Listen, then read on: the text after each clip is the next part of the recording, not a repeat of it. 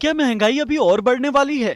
खाने का तेल, सब्जियां, पेट्रोल, घरेलू गैस सिलेंडर, बिजली जैसी हर एक मूलभूत जरूरत की चीजों के दाम बढ़ते जा रहे हैं। इंटरनेशनल कंपनीज और ट्रेड एसोसिएशन ने भी चेतावनी दे दी है कि हालात अभी और खराब हो सकते हैं, क्योंकि न सिर्फ भारत बल्कि अमेरिका, चीन जैसे कई देशों में भी हालात कुछ ऐसे ही हैं। भारत में महंगाई दर बढ़कर 4.5% तक पहुंच गई है। वहीं अमेरिका में महंगाई दर अपने रिकॉर्ड स्तर 6.2% पर आ गई है। हम आपको देश में इस बढ़ती महंगाई का कारण बताएंगे।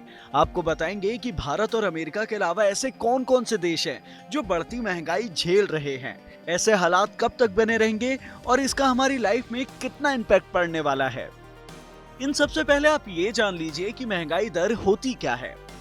आसान भाषा में समझाएं तो अगर इस महीने महंगाई दर 10% है तो इसका मतलब ये हुआ कि पिछले साल इसी महीने के मुकाबले चीजों के दाम 10% बढ़ गए हैं।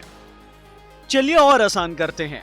अगर किसी चीज का दाम पिछले साल 100 रुपए था तो 10% महंगाई दर का मतलब उसका दाम इस साल बढ़कर 110 रुपए हो गया है।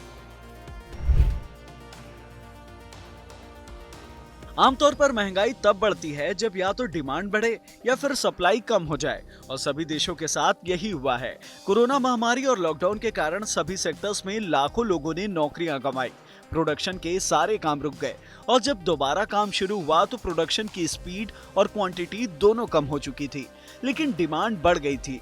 इसके चलते सप्लाई चेन पर असर पड़ा। डिमांड और सप्लाई के बीच बढ़ते अंतर ने महंगाई को बढ़ा दिया। इसका सबसे बड़ा एग्जाम्पल है चिप शॉर्टेज।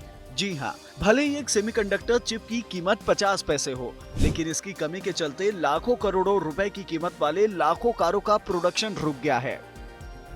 तो क्या सिर्फ कोरोना को हम बढ़ती महंगाई की वजह बता सकते हैं? नहीं, इसकी एक और बड़ी वजह है ग्लोबल वार्मिंग। भारत में बारिश और तूफान ने सब्जियों के फसल को नुकसान पहुंचाया। अमेरिका में भी बारिश और तूफान के कारण कपास की फसल खराब हो गई। ब्राजील में बर्फबारी और सूखे की वजह से कॉफी की फसल बर्बाद हो गई। डिमांड और सप्लाई का गैप बढ़ने का एक और कारण समुद्री ट्रांसपोर्ट है। साउथ चाइना सी और अमेरिका में कई तरह की पाबंदियां लगा दी गई हैं। ऐसे में जो कंटेनर पहले 2 महीने में चीन से अमेरिका जाकर लौट आ रहे थे, उन्हें अब कम से कम 3 महीने का वक्त लग रहा है। ब्रिटेन, यूरोप समेत कई देशों में लेबर्स, ट्रक ड्राइवर्स की कमी हो गई है। भारत उन चुनिंदा देशों में शामिल है जिसने महंगाई बढ़ने का अनुमान लगाया था, लेकिन महंगाई बढ़ने का एक बड़ा कारण आरबीआई की पॉलिसी को भी माना जा सकता है।